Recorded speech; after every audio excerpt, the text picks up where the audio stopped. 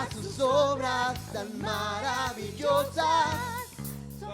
Con cánticos nuevos y alzando nuestras manos, con cánticos nuevos y alzando nuestras manos, exaltemos al Señor por todas sus obras tan maravillosas, por tu amor, por tu gracia y por tu perdón. Demos gloria, gloria, gloria al Señor. Él es digno, digno. Una vez más, demos gloria al Señor. Demos gloria, gloria, gloria al Señor. Él es digno, digno de adoración. Demos gloria, gloria, gloria al Señor. Él es digno, digno de adoración. Demos gloria al Señor, que es digno de adoración. Ay, que es digno, ay, que es digno.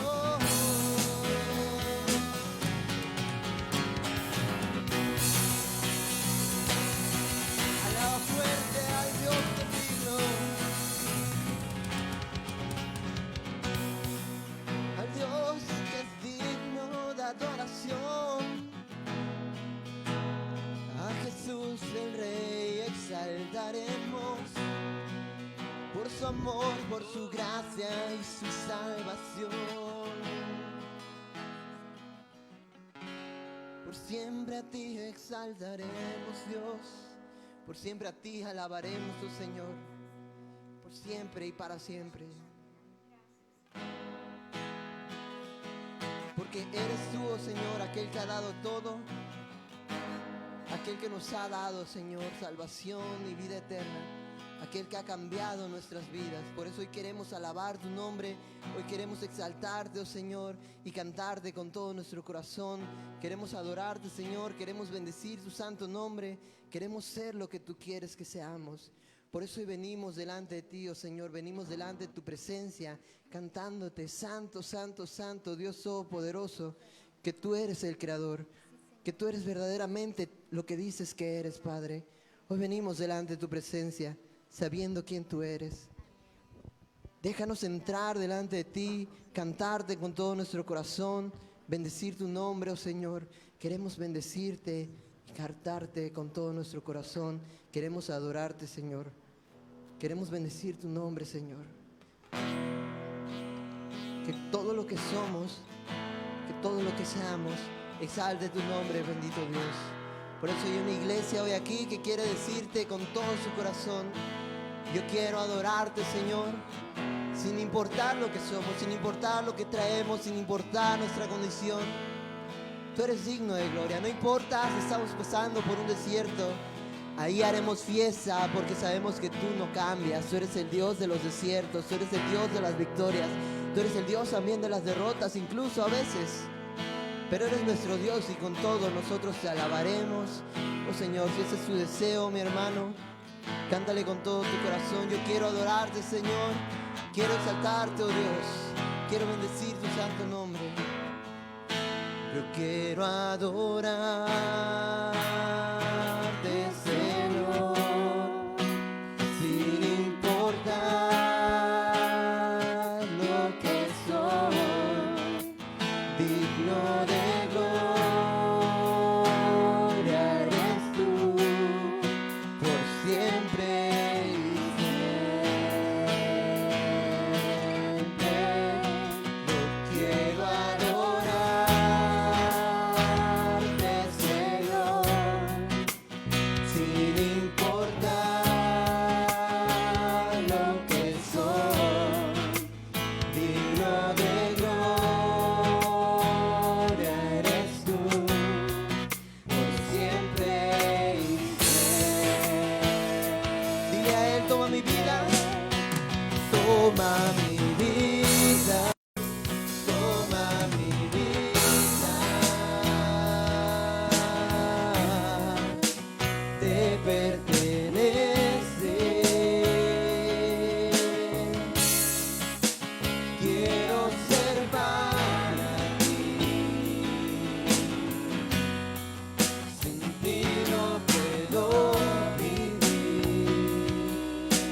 adorarte. Quiero adorarte, Señor, sin importar lo que soy, digno de gloria eres tú, por siempre y siempre. Yo quiero adorarte, quiero adorarte, Señor, sin importar lo que soy, digno de gloria eres tú, por siempre y siempre. Toma mi vida, toma mi vida, toma mi vida, te pertenece. Quiero ser para ti, sin ti no puedo vivir.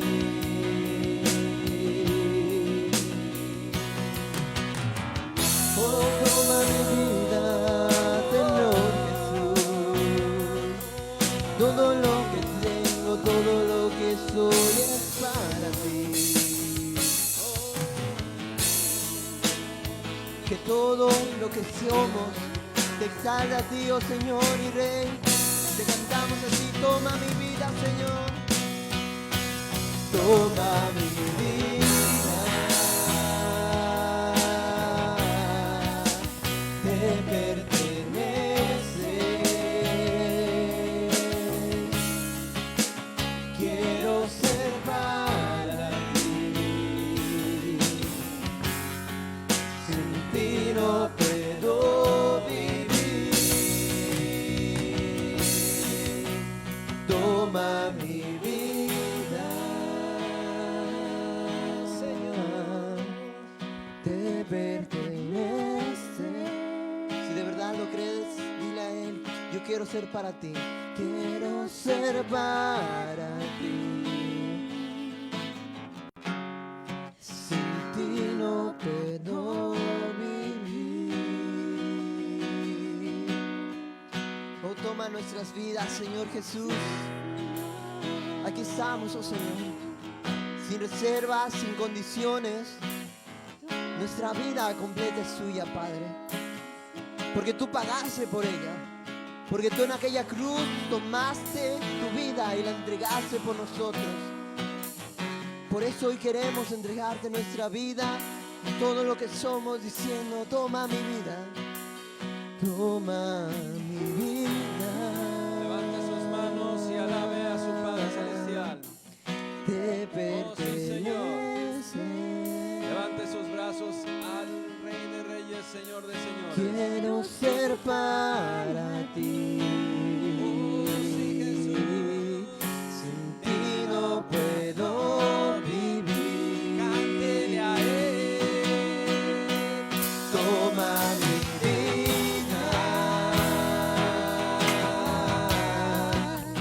te pertenece.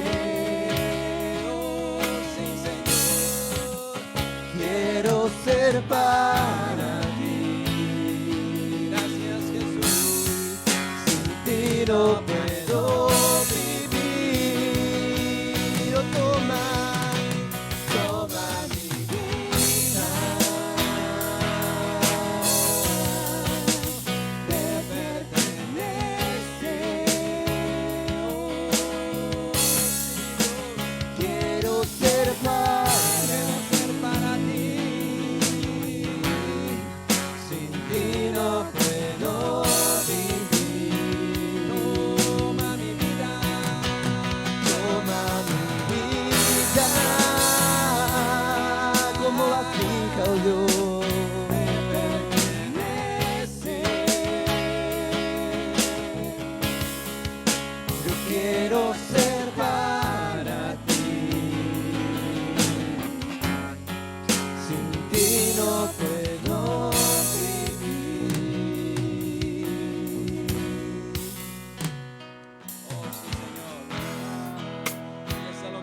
Padre.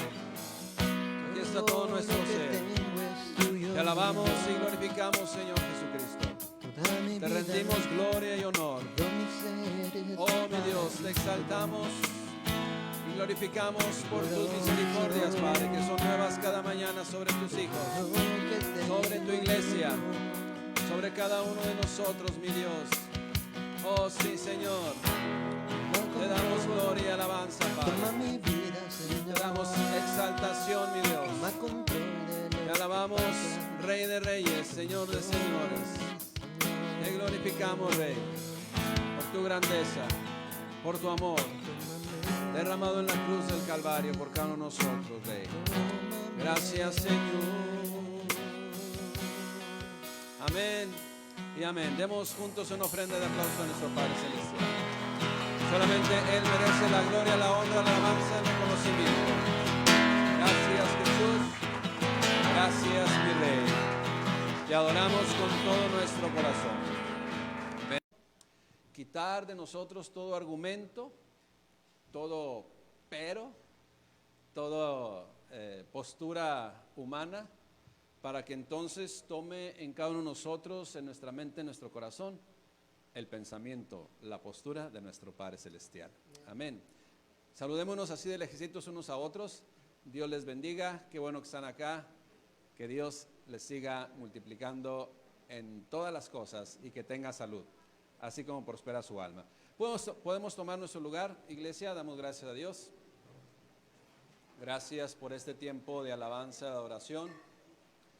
Es importante que acuérdese que ahorita estamos tres grupos. Este grupo es uno. El próximo domingo viene otro grupo. Y hay otro grupo que no deja de conectarse y que saludamos también toda la congregación. Que Dios les siga bendiciendo a aquellos que han determinado permanecer y escuchar y edificar su vida en la palabra de Dios por medio de las redes sociales. Y acuérdese, ahí está la predicación por Facebook, en punto de las 11 de la mañana iniciamos, y también quedan grabadas en el mismo Facebook y también en YouTube para que usted las pueda buscar con el título, cada una de las predicaciones en Casa de Oración TIG y CH de Chula Vista. Ahí están en YouTube también para que las pueda usted reproducir. Damos gracias a Dios, bienvenidos. Entonces estamos este grupo, la próxima semana viene otro grupo y algunos siguen en internet. Y damos gracias a Dios por sus vidas, porque no hay otra forma de vivir fortalecidos en este tiempo y en cualquier tiempo y ante cualquier circunstancia, sino solamente siendo edificados y fortalecidos en la palabra de Dios. Que no se le bajen las pilas. ¿Sabe cuándo se le van a bajar las pilas? Cuando se empiece a alejar, ¿sí?, de alimentarse de la palabra de Dios, de la presencia de Dios. ¿Cómo nos llenamos de nuestro Padre Celestial? A través de la lectura, a través de la comunión honesta, ¿sí?, íntima con el Señor por medio de la oración, y también por medio de las predicaciones de la sana doctrina, esto es, el sentido correcto, exacto, con el cual Dios estableció su mensaje, su evangelio para todo el mundo. En el corazón de Dios está incluido todo el mundo, porque Él dice en 2 Pedro 3:9, no queriendo que ninguno perezca, sino que todos procedan al arrepentimiento. Qué bueno que usted y yo ya estamos en ese punto y damos gracias a Dios, porque reconocimos que ese sacrificio que Él hizo y todo lo que nos dejó por escrito, miren nada más el tiempo que se tomó para que usted y yo podamos comprender de su voluntad. Así es de que seamos agradecidos por siempre y para siempre, desde hoy y nunca jamás olvidarnos de la misericordia de nuestro Padre Celestial. ¿Está listo para recibir el mensaje de la palabra de Dios esta mañana? Gracias a Dios. ¿Está listo, hermano, ahí en Facebook? Dios le bendiga, edifiquémonos en la palabra de Dios, busquemos de la luz. Buenos días, hermanos. ¿Quiénes o cuántos se gozaron con estas alabanzas? Yo en realidad llevo muchos años escuchando las alabanzas y siempre hacen ese efecto en mi vida que me anima a tener siempre mi corazón dispuesto a servirle, mi corazón dispuesto a adorarle, que no sean solo cantos, que no sean solo palabras, sino que verdaderamente digamos desde el fondo de nuestro corazón que el Señor tome nuestra vida. Yo le digo que se ve muy bonita la congregación, realmente que todos los hijos de Dios hayan venido al llamado de Dios. Imagínense cómo se sentirá hoy el Señor de ver que sus hijos caminan verdaderamente en sus caminos, que perseveran en sus caminos. El hermano Vidal compartía en esta semana que aquel que había sido maestro se regocijaba de que viera que sus alumnos caminaban y habían sido perseverantes en esas enseñanzas. Nuestro Señor también debe estar realmente muy contento que a pesar de todas las circunstancias que hay alrededor de nuestra vida, nosotros como iglesia de Jesucristo sigamos siendo perseverantes. Y estamos en la serie, hermanos, frases bíblicas. El tema del día de hoy que a mí me tocó es Jesús de Nazaret, el Rey de los Judíos.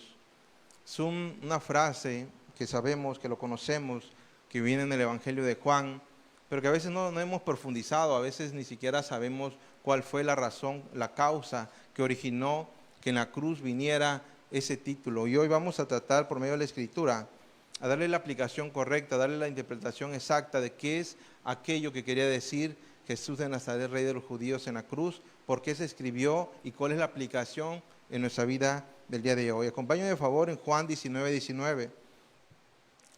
Y dice la palabra de Dios. Escribió también Pilato un título que puso sobre la cruz, el cual decía: Jesús Nazareno, Rey de los Judíos.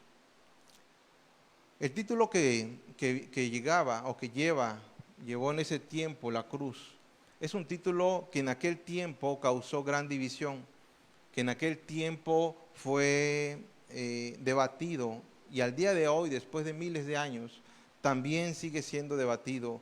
Rey de Jesús, Rey de los Judíos. Realmente nosotros, su iglesia, aceptamos a Jesús como nuestro Rey. No solo quedó inscrito en la cruz, sino todavía sigue teniendo aún en nuestro tiempo eso mismo que originó que en aquel tiempo hubiera una gran división, aquellos que aceptaron a Jesús como Rey y aquellos que no aceptaron a Jesús como Rey. Y voy a iniciar definiendo dos términos. Uno, el concepto de rey. ¿Qué es rey? Rey es el monarca o soberano sobre un reino. ¿Okay? Eso es rey, monarca o soberano sobre un reino. Sabemos que el soberano es aquel que nadie le dice lo que tiene que hacer ni rinde cuentas a nadie. Eso es un rey. ¿Okay? Y reino es un lugar, un territorio geográfico delimitado por lugares en donde el rey es soberano. ¿Okay? Simple, ¿verdad? Rey y reino. Cada rey tiene un reino. El rey es soberano sobre una porción que él gobierna. Y para seguirse, gracias te damos, mi Dios, porque has puesto en el corazón de cada uno de nosotros el querer y el hacer. Te damos muchas gracias también, mi Dios, porque tu palabra es sobre todas las cosas. Te pedimos que tu Espíritu Santo nos revele, que tu Espíritu Santo nos guíe a toda verdad, que nos recuerde también todas las cosas que ya hemos aprendido, que nos dé convicción para poner por obra, Padre, el mensaje que tú tienes hoy para nuestra vida. Te lo pedimos, Padre, en el bendito nombre de tu Hijo amado Jesucristo. Amén. Entonces, bajo estos conceptos nosotros podemos parafrasear el título que venía en la cruz del Calvario, que decía: Jesús es el soberano sobre el pueblo judío y todos ellos están sujetos a él. El judío entendía lo que era un rey, verdaderamente sí sabía lo que era un rey. Tanto que vemos que en la historia del pueblo de Israel, cuando Israel llega, lo primero que pide es un rey. ¿Por qué? Porque conoce lo que era un rey. Sabe, el pueblo dice: necesitamos ser gobernados por alguien así. Y pasa mucho tiempo, toda la historia de Israel es una historia de reyes, tanto que hay dos libros, primero de Reyes, segundo de Reyes. Y entonces vemos que cuando llegan a esa circunstancia, pues el pueblo judío sabía perfectamente que lo que decía ahí le llevaba a un compromiso, le llevaba a una sujeción, y ellos de pronto dicen: no es cierto. El judío dice: no es cierto lo que dice en esa cruz. ¿Por qué? Porque ellos entendían que iba a venir un rey. Realmente el pueblo judío esperaba, y le digo algo, sigue esperando todavía algunos de ellos, al rey, a la profecía, ese Mesías que lo iba a liberar con poder, con autoridad sobre el yugo que lo tenían en aquel tiempo. Ellos, cuando llega Jesús, esperan algo que ellos no pudieron discernir. ¿Y por qué lo esperaban? Isaías 9, del 2 al 7, dice de la siguiente manera: el pueblo que andaba en tinieblas vio gran luz. Los que moraban en tierra de sombra de muerte, luz resplandeció sobre ellos. Multiplicaste la gente y aumentaste la alegría. Se alegrarán delante de ti como se alegran en la siega, como se gozan cuando reparten despojos. Porque tú quebraste su pesado yugo y la vara de su hombro y el cetro de su opresor, como en el día de Madián. Porque todo calzado que lleva el guerrero en el tumulto de la batalla y todo manto revolcado en sangre serán quemados pasto del fuego. Y empieza: porque un niño nos ha nacido, hijo nos es dado, y el principado sobre su hombro, y se llamará su nombre admirable, consejero, Dios fuerte, Padre eterno, príncipe de paz. Lo dilatado de su imperio y la paz no tendrán límite sobre el trono de David y sobre su reino, disponiéndolo y confirmándolo en juicio y en justicia desde ahora y para siempre. El celo de Jehová de los ejércitos hará esto. Es impresionante, la verdad, esa profecía. Aproximadamente 700 años antes de la llegada del Señor Jesús, el profeta Isaías se levanta como profeta del pueblo de Israel únicamente y le da esa profecía justo cuando el pueblo de Israel pasaba circunstancias, justo cuando el pueblo de Israel pasaba momentos difíciles, es donde llega esa profecía. Y se imaginan cómo lo habrán escuchado: un niño nos ha nacido, un niño se nos ha dado y nos va a librar. Eso era una gran noticia, realmente era un mensaje que necesitaba el pueblo en aquel tiempo. Lo que no dice el profeta es cuándo. Eso es lo que no dice la profecía, cuándo. Ellos empezaron a caminar y esperaban y esperaban y esperaban. Isaías también 32 del 1 al 3 dice: he aquí que para justicia reinará un rey, y príncipes presidirán en juicio. Y será aquel varón como escondedero contra el viento y como refugio contra turbión, como arroyos de agua en tierra sequedad, como sombra de gran peñasco en tierra calurosa. No se ofuscarán entonces los ojos de los que ven y los oídos de los oyentes se oirán atentos. Dice: he aquí para justicia reinará un rey. Si hay algo que realmente esperaba el pueblo judío, era un rey. No dudaban que Isaías era un profeta de Dios y creían fervientemente en su corazón. ¿Cuál es el punto? ¿Cuál es el tema? Que ellos tenían una percepción acerca de lo que iba a venir. Ellos veían a los reyes de aquel tiempo que vendrá, como dice la profecía. Debemos de analizar y ver también el contexto político que había en aquel tiempo, ¿sí? Es muy diferente al día de hoy. Hoy para nosotros la palabra rey pues no tiene gran significado en la realidad. Hablamos de reino, pues nosotros somos un país que vivimos una democracia, tenemos un presidente, tenemos gobernadores. Entonces no nos hace tanto eco la palabra rey. Sin embargo, en aquel tiempo sí. En aquel tiempo la situación política era de reinos, eran de principados, eran de imperios, y eso era. Por eso cuando llegan se ve mucho el tema de rey, se ve mucho el tema de imperio, se ve mucho ese tema porque era lo que en aquel tiempo reinaba políticamente, ¿ok? El gobierno político de aquel tiempo eran reyes. ¿Y qué pasaba cuando un rey llegaba a un reino que no era suyo? Pues había dos opciones: o llegaba en son de paz, o llegaba ¿a qué? A conquistar. Invadía. ¿Sabe qué pasaba? Pues su cultura se ponía en ese nuevo reino, su idioma también. Llegaban y cambiaban los nombres también de las personas, y su cultura y su religión también iban al nuevo reino. Así pasaba. Por eso era muy importante que de pronto dijeras: va a venir un rey y va a quitar todo esto. Esto llevó a pensar a los reyes de aquel tiempo. Acompáñenme, Mateo 2, 1, 5. Vemos que cuando Jesús nació en Belén de Judea en días del rey Herodes, vinieron del oriente a Jerusalén unos magos diciendo: ¿dónde está el rey de los judíos que ha nacido? Porque su estrella hemos visto en el oriente y venimos a adorarle. Oyendo esto, el rey Herodes se turbó, y toda Jerusalén con él, y convocados todos los principales sacerdotes y los escribas del pueblo, les preguntó dónde había de nacer el Cristo. Ellos le dijeron: en Belén de Judea, porque así está escrito por el profeta. ¿Se imaginan a un rey, en este caso Herodes, turbado por el nacimiento de un pequeño? Ellos sabían lo que significaba que un rey viniera a su tierra.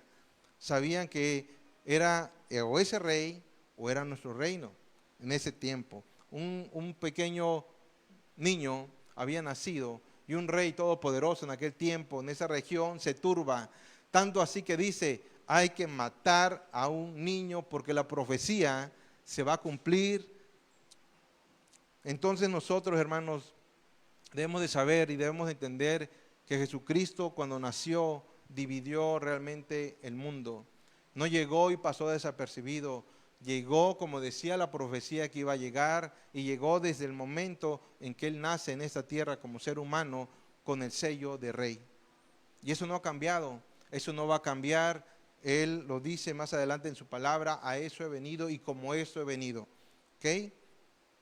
Entonces, como dato curioso también, en Juan 19, 19 al 20, se lo voy a leer para que vea, escribió también Pilato un título que puso sobre la cruz, el cual decía, Jesús Nazareno, Rey de los Judíos. Y muchos de los judíos leyeron este título porque el lugar donde estaba Jesús fue crucificado, estaba cerca de la ciudad. Y el título estaba escrito en hebreo, en griego y en latín. ¿Por qué digo que es curioso? Está en Juan 19, del 19 al 20. ¿Por qué es curioso? Porque fíjese lo que representaba que hubiera sido escrito en 3 idiomas. El idioma de la religión en aquel tiempo era el hebreo. El idioma del comercio y de la cultura en aquel tiempo era el griego. Y el idioma, así es igual el mensaje del día de hoy. Ese mensaje que se pone en la cruz fue un mensaje universal en su tiempo. No importa de dónde vengas, no importa el idioma que tengas, es suficiente esos 3 idiomas para que todo aquel que leyera, entendiera y supiera que ahí había sido crucificado un rey. El solo título, hermanos, hizo 2 grandes situaciones, generó 2 situaciones. Uno fue el rechazo y otro fue la aceptación. Hay algo que Dios, hay algo que Jesús hace en nuestra vida, es que no pasa desapercibido. O lo amas o lo rechazas. ¿Sí? Y en aquel tiempo fue igual, hubieron gente que al ver el mensaje lo rechazaron, pero hubieron gente también que cuando lo escucharon lo abrazaron. Vamos a ver 2 puntos generales el día de hoy. Cristo es el rey rechazado. ¿Okay? Juan 19, 21 al 22. Dijeron a Pilato los principales sacerdotes de los judíos, no escribas rey de los judíos, sino que él dijo, soy rey de los judíos. Respondiendo Pilato, lo que he escrito, he escrito. Punto número 1. ¿Quiénes lo empezaron? Los principales sacerdotes de los judíos, hermanos. Llegaron, leyeron el mensaje, dijeron, hey, no pongas eso. No pongas que Él es el rey de los judíos. Pon que Él dice que es el rey de los judíos. ¿Se imagina? Él está diciendo, nosotros no lo aceptamos. Nosotros no creemos. Él dice como hombre que Él es el rey de los judíos. Es increíble, de verdad es increíble, aunque comprensible, por la el poco discernimiento que se tenía en aquel tiempo acerca de Cristo, que ellos no pudieran ver al Cristo, que ellos no pudieran entender que Él era ese rey. Y entonces, o lo abrazas o lo rechazas. Ellos pueden ver el caminar de Cristo en esta tierra, pueden ver su poder, pueden ver, pero ¿saben qué también vieron? Vieron cuando Él empieza a hablar acerca de su religiosidad. Vieron cuando empieza Él a decirles que ustedes no hacen lo que tienen que hacer. También entonces ellos dicen, yo no creo que ese sea el rey. Porque como decía el pastor el domingo pasado, ellos se habían hecho dueños de la religión, se habían hecho dueños de la escritura, se habían hecho dueños de la ley y solo esperaban que viniera un rey y que le dijeran, todo lo que ustedes están haciendo está bien. Pero cuando el rey viene, él empieza a decir frases muy bonitas como hipócritas. ¿Sí? Le empiezan a decir, ustedes ni entran ni dejan entrar. Le empieza a decir sepulcros blanqueados. Y entonces dicen, hey, espérate, ese no es nuestro rey. Es curioso, ¿verdad? Que a veces también cuando a nosotros se nos presentan a Jesús, de pronto dices, oye, pero eso dice la escritura de, sí, eso dice el pecado. Ah, no, entonces no. Ese Jesús que tú me presentas a mí no me gusta. Los religiosos debieron de haber abrazado al rey. Sinceramente, ellos debieron de haber abrazado a su rey que habían estado esperando por tanto tiempo. Pero no haga que yo lo único que quiero es que venga y derroque al imperio. Yo lo único que quiero es que venga y ya no paguemos tributos, ya no paguemos impuestos. Yo es lo único que quiero de ese rey. Pero ¿qué decimos en la definición de rey? Es un rey soberano. Cuando uno acepta a un rey, acepta también lo que él dice. Acepta también lo que él manda. Ese era el punto. Fíjese también hasta dónde llegaba el judío con tal de que ese Jesús no fuera reconocido como su rey. Ocupaban la misma política y ocupaban al mismo político y el poder romano para decir que Jesús no era. Acompáñenme Juan 19, 2:12. Juan 19 está toda la historia. Dice, y los soldados entretejieron una corona de espinas y le pusieron sobre su cabeza y le vistieron con un manto de púrpura. Desde entonces procuraba Pilato, soltarle. Pero los judíos daban voces diciendo, si a este sueltas, no eres amigo de César. El que se hace rey a César se opone. Hermanos, religiosos, judíos, gente conocedora de la ley. ¿Y sabe qué dicen? Si a este sueltas, no eres amigo de César. Órale, ahora se habían hecho amigos de César. Ahora decían que el que se hace rey a César se opone. Así somos de verdadmente. El mundo ocupa a veces la misma maldad. El mundo ocupa los mismos cristianos. A veces ocupamos los mismos tintes políticos. Como si a Dios le importara eso. Como si Jesús estuviera sujeto a lo que decía el César, a lo que decía la ley política en aquellos casos. Lo que era impresionante es que eran los sacerdotes, los encargados de la ley, lo que decían y nombraban al César. Qué curioso, ¿verdad? Juan 19 del 14 al 15 también decía, era la preparación de la Pascua y como la hora sexta. Entonces dijo a los judíos, he aquí vuestro rey. ¿Quién dice? Pilatos. Fíjense bien, yo le voy a hacer un poco un ademán. Pilatos ve a ese hombre que había sido golpeado, que había sido enjuiciado, que había estado en una situación deplorable, y le dice Pilatos, he ahí a vuestro rey.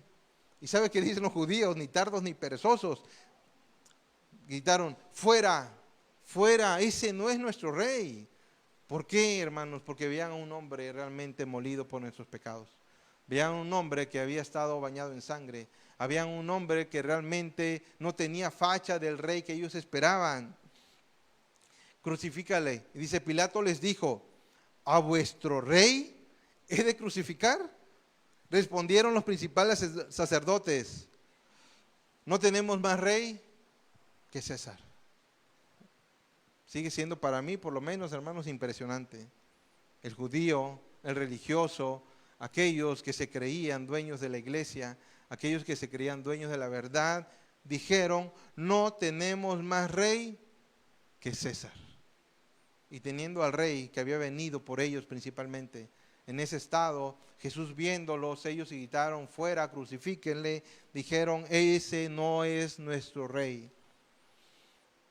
También al mismo imperio, también al mismo pueblo romano, de alguna manera vieron que Jesús llenaba y jalaba a mucha gente, veían que Jesús tenía poder, veían que Jesús tenía algo diferente a todos los profetas que habían venido. Y entonces en Mateo 27, del 27 al 30 nos enseña, entonces los soldados del gobernador llevaron a Jesús al pretorio y reunieron alrededor de él a toda la compañía y desnudándole le echaron encima un manto de escarlata y pusieron sobre su cabeza una corona tejida de espinas y una caña en su manto derecha e hincando la rodilla delante de él escarnecían diciendo, salve, rey de los judíos. Y escupiéndole tomaban la caña y le golpeaban en la cabeza. Era también un alivio, hermanos, para el imperio.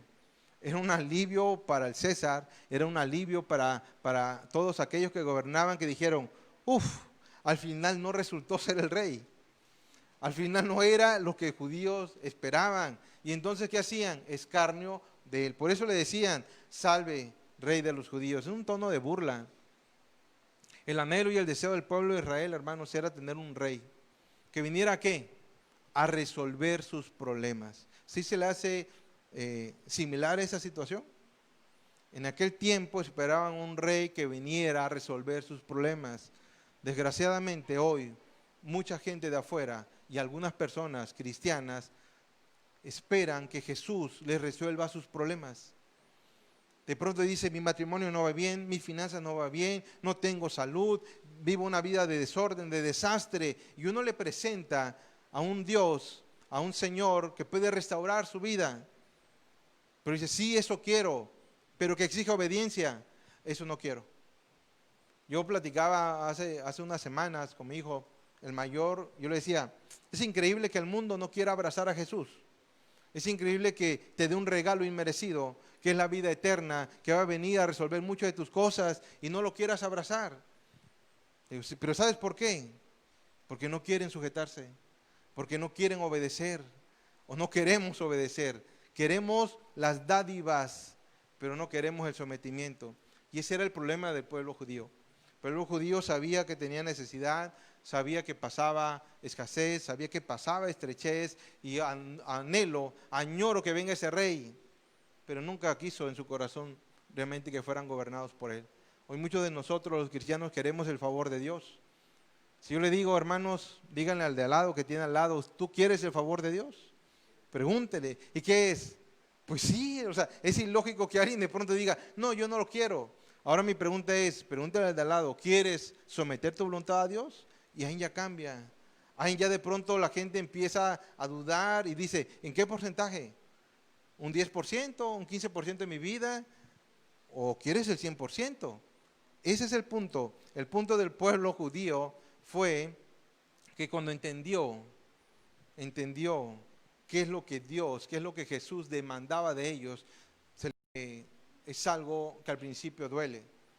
El ceder nuestra voluntad, nuestros sueños, nuestros anhelos, el ceder lo que nosotros, nuestros planes y someterlos a la voluntad de Dios cuesta trabajo.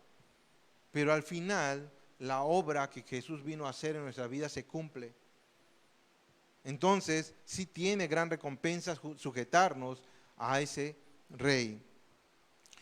Sin embargo, hoy, hermanos, el mundo, ya estamos hablando de lo que eran los sacerdotes de aquel tiempo judíos, hablamos un poquito de la iglesia, pero allá afuera también hay alguien que tiene un rey, hay alguien que los gobierna. ¿Qué los gobiernan, hermanos? Pues sus deseos pecaminosos, que tienen como rey pues el dinero, la vanidad, la envidia.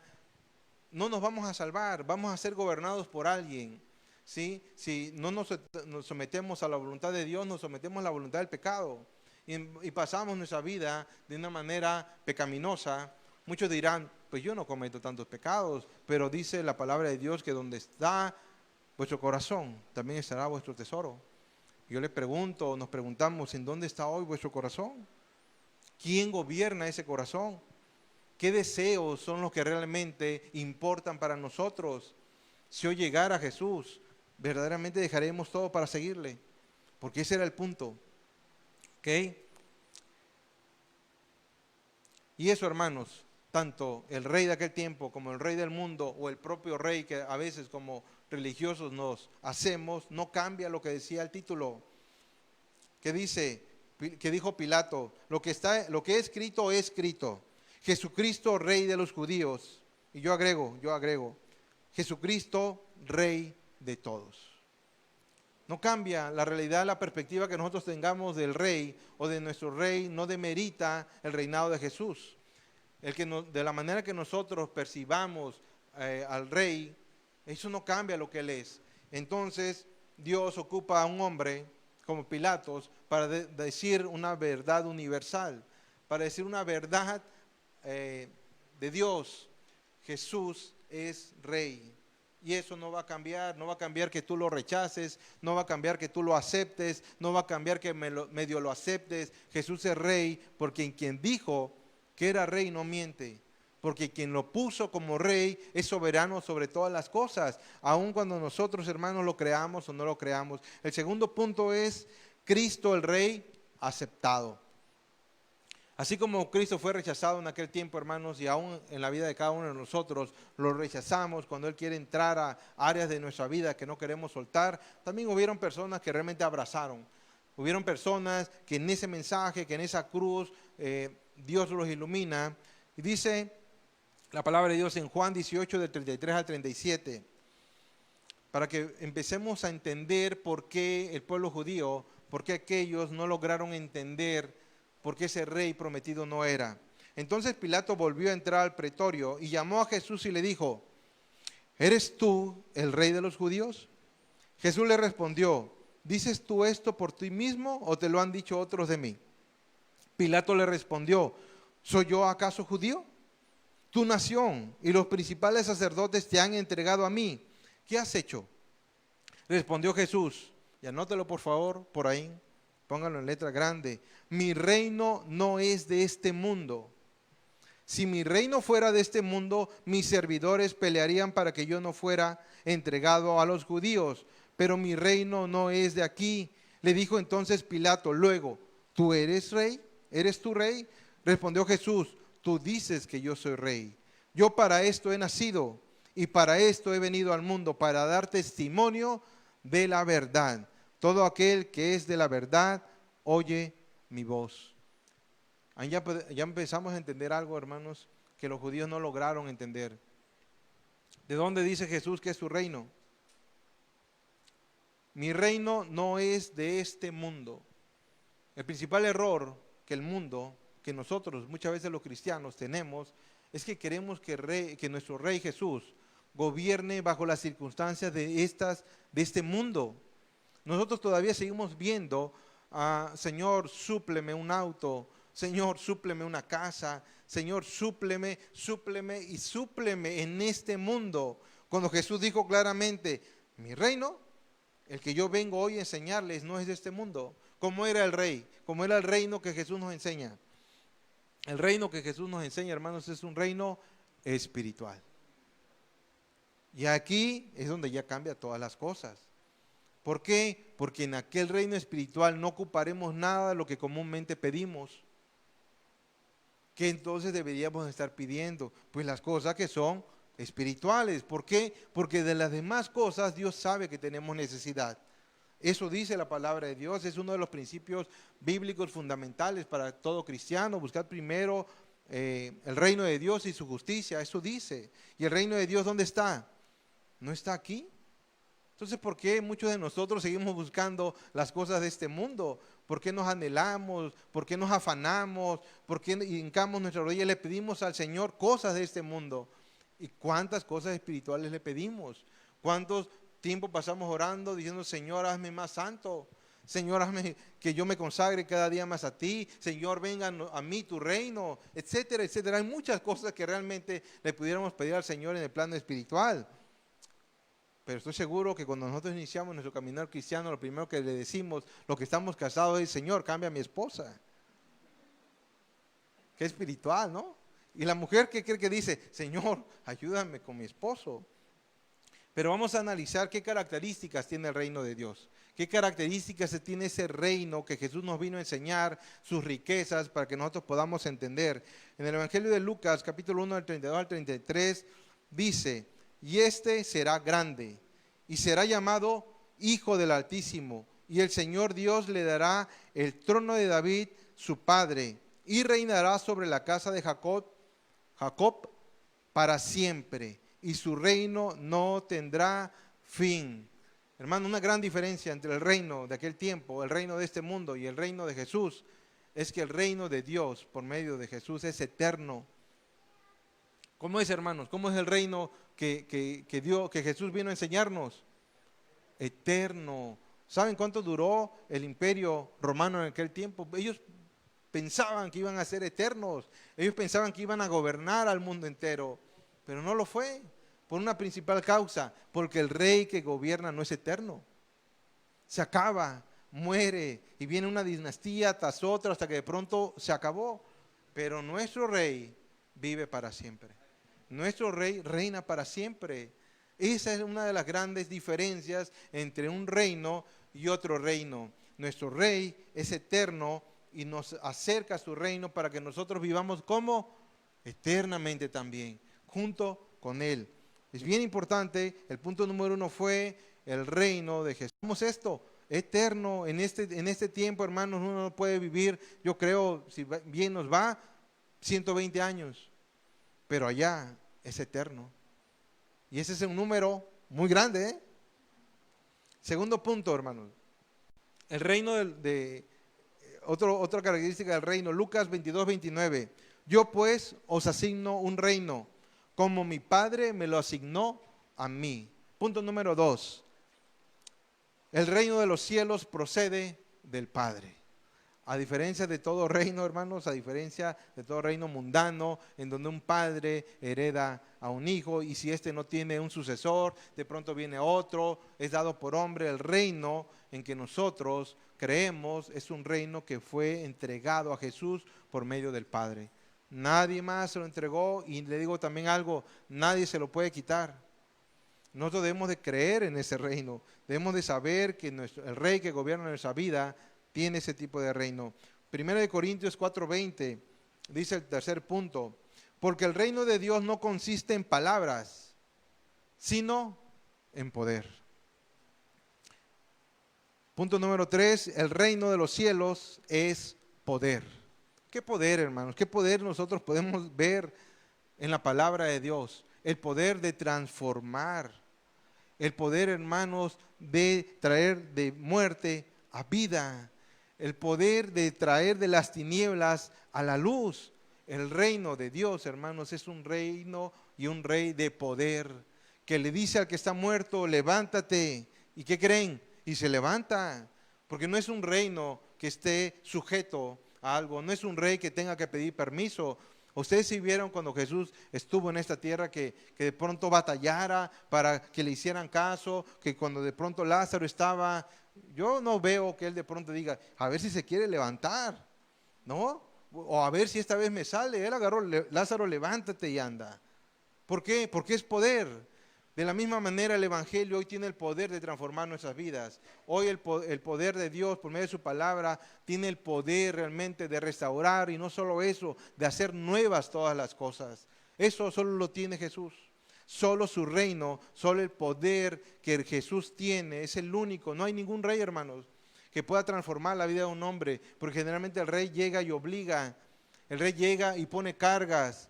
Pues la palabra de Dios, con su simple palabra, hermanos, es capaz de transformar, es capaz de levantar al caído, capaz de sanar al enfermo, capaz de libertar al cautivo. Eso es un reino, hermanos, y es un rey que yo quiero. De verdad, yo no sé si usted quiere, pero yo sí quiero ese reino, yo sí quiero ese rey. Verdaderamente quiero ser partícipe de ese reino y quiero servirle a ese rey. El punto número 4 viene en Lucas 17, el 20 al 21. Lucas 17, del 20 al 21. Preguntado por los fariseos cuándo había de venir el reino de Dios, le respondió y dijo: el reino de Dios no vendrá con advertencia, ni dirán, helo aquí o helo allí, porque he aquí el reino de Dios está entre vosotros. Punto número 4, hermanos, característica del reino de Dios, estaba en Lucas 17, del 20 al 21. El punto número 4, el reino de los cielos no es un territorio geográfico, sino está basado en una persona, en la persona de Cristo. Eso es lo que dice, porque he aquí el reino de Dios está entre vosotros. ¿Y quién estaba en ese tiempo entre vosotros? Entre ellos, hermanos, Jesús mismo, la segunda persona de la Trinidad. El reino había llegado, el reino se había acercado. ¿A qué? A enseñarnos la vida de Dios, a enseñarnos que nosotros debemos de confiar en las cosas de arriba. El punto número 4, se lo repito, el reino de los cielos no es un territorio geográfico. ¿Qué significa? Que no tiene límites. Hoy, por ejemplo, el territorio nacional, pues sabemos que tiene una frontera sur, una frontera norte, y solo ahí puede el presidente de la República gobernar. ¿Está de acuerdo con eso? Pero ¿qué pasa cuando es en una persona? Dices, oye, ¿dónde empieza y en dónde termina? Si Jesús es eterno. Es simple, no inicia y no termina. El reino de Dios no es un lugar geográfico, no es un lugar. ¿Está en dónde? En la persona de Jesucristo. Solo en Él, hermanos, solo con Él y solo para Él nosotros podemos conocer ese reino. Nosotros podemos vivir en ese reino solo en la persona de Jesucristo. Nosotros como iglesia debemos de entender algo que ellos no entendieron. ¿Por qué? Porque nosotros la palabra de Dios ya está toda revelada. Nosotros tenemos al Espíritu Santo que nos guía a toda verdad. Tenemos al Espíritu Santo que nos recuerda todas las cosas.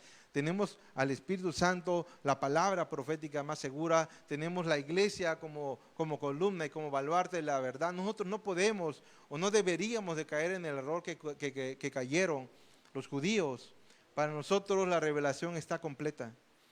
Y una de esas cosas, hermanos, es que el reino de Dios es un reino espiritual. No hay más, no le busquemos. Depende mucho de en qué nosotros dediquemos nuestro tiempo, en donde vamos a conocer a ese reino. Depende mucho de nosotros pasemos tiempo conociendo a ese rey, en donde nosotros lo vamos a tomar como rey. ¿Quiénes no toman a Jesús como rey, hermanos? Aquellos que Jesús dice, no harás esto, y yo digo, yo sí lo voy a hacer.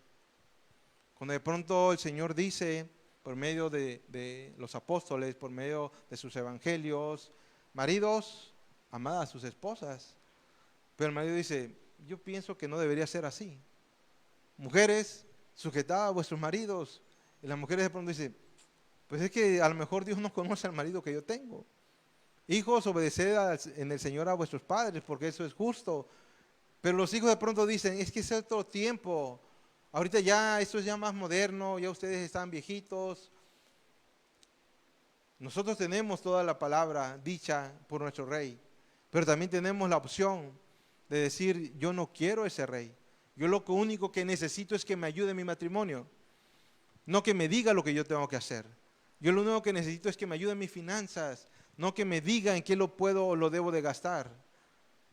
Yo lo único que necesito es que Dios me dé hijos, no que me diga cómo instruirlos. Hay un rey que es soberano, que no juega, que no nos da opciones si quieren, ¿Se imaginan a un rey diciendo a su pueblo, oigan, si ustedes quieren, hagan esto? Yo no lo conozco, yo por medio de la Escritura no conozco yo a ese rey. Yo conozco a un rey que dice lo que se tiene que hacer en este momento, en un participio continuo y en un mandato. Ese es nuestro rey, el que manda, el que gobierna. Sin embargo, no obliga. En eso cae que nuestra responsabilidad. Nosotros como iglesia, nosotros como cristianos, ¿qué debemos de hacer ante ese rey? Ceder nuestra voluntad, hermanos. No tenemos otra opción. Llega un rey que quiere gobernarnos y nosotros, ¿qué tenemos que hacer? Inclinar nuestra rodilla. Nosotros cantamos en el segundo cántico, toma mi vida. Y yo le voy a decir algo, escuché casi a todos, de verdad. Y ahí está grabado en el Facebook, véanse más al rato. Casi todos dijeron, toma mi vida.